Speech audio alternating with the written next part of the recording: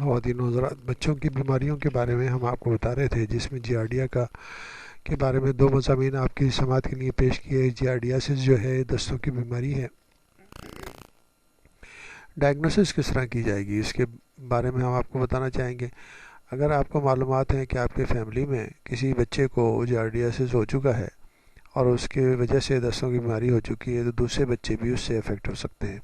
یا گھر میں کوئی کیس ہو چکا ہو، یا اس قسم کے جو مسائل سامنے آ چکے ہوں اور دوسرے بچے کے اندر بھی وہی سائن سمٹم نظر آئیں، تو آپ سمجھ سکتے ہیں کہ اس بچے کو بھی شاید جیارڈیاسس ہو،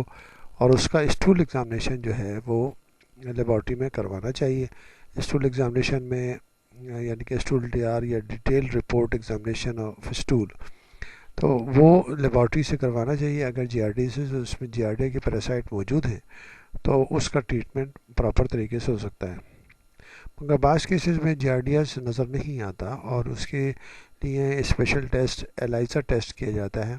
جسے انزائم لنکڈ امیونو ساربنٹ اسے کہتے ہیں۔ وہ کچھ لیبارٹریوں میں ہوتا ہے جس کے ذریعے ہم یہ اندازہ کر سکتے ہیں کہ واقعی بچہ جو ہے وہ جیارڈیاسس کا مریض ہے۔ ڈائگنوسس کے لیے بعض دفعہ جو ہے ڈاکٹرز جو ہیں انڈوسکوپی بھی کر سکتے ہیں، اور اس کے ذریعے اندر سے یعنی کہ آنتوں کا ایگزامینیشن کر کے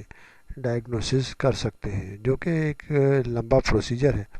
بہتر یہ ہوگا کہ لیبارٹری ٹیسٹ اور اس کے ذریعے اندازہ کیا جا سکے۔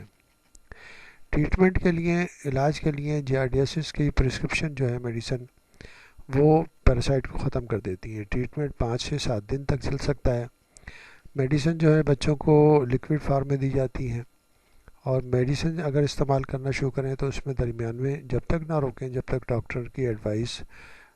ہے کہ جب تک استعمال کریں، جتنے دن ڈاکٹر نے بتایا ہے اتنے دن استعمال کرنی چاہیے، کیونکہ اگر جیارڈیاسس کے کچھ پیراسائٹ اگر رہ جائیں تو پھر وہ دوبارہ سے جیارڈیا جو ہے وہ دستوں کی بیماری پیدا کر سکتا ہے۔ بچوں کے اندر جو ہے یہ بیماری بہت ہی بعض دفعہ خطرناک صورت اختیار کر لیتی ہے، جس کا ہم نے آپ کو پہلے بتایا کہ میل ایبزارپشن سنڈروم۔ میل ایبزارپشن سنڈروم یہ ہے کہ بچہ کھانا تو کھاتا ہے مگر جسم کو وہ ہضم نہیں ہوتا، اور جسم کے اندر وہ استعمال نہیں ہوتا، بلکہ وہ ایسے ہی جسم سے خارج ہو جاتا ہے، اور جس کی وجہ سے بچہ کمزور سے کمزور ہوتا چلا جاتا ہے، اور آہستہ آہستہ اور مزید بیماریوں کا شکار ہو سکتا ہے۔ تو بہتر یہ ہے کہ اگر جیارڈیاسس موجود ہے اور جیارڈیاسس کی بیماری ایک دفعہ ہو چکی ہے، بہت ہی کیئرفلی یعنی کہ اس کو دیکھنا چاہیے، اور علاج بھی بہت کیئرفلی کرنا چاہیے۔ انکیوبیشن پیریڈ جو ہے تقریباً اس جیارڈیاسس کا 1 سے لے کر 3 ویکس تک ہو سکتا ہے، یعنی کہ پیراسائٹ اندر جانے کے بعد تقریباً 1 سے 3 ہفتے کے اندر بیماری پیدا کرتا ہے، اور ٹریٹمنٹ کے لیے ضروری ہے کہ اینٹی پیراسائٹک میڈیسن جو ہے 5 سے 7 دن تک دی جانی ضروری ہے۔ اس کے بعد بھی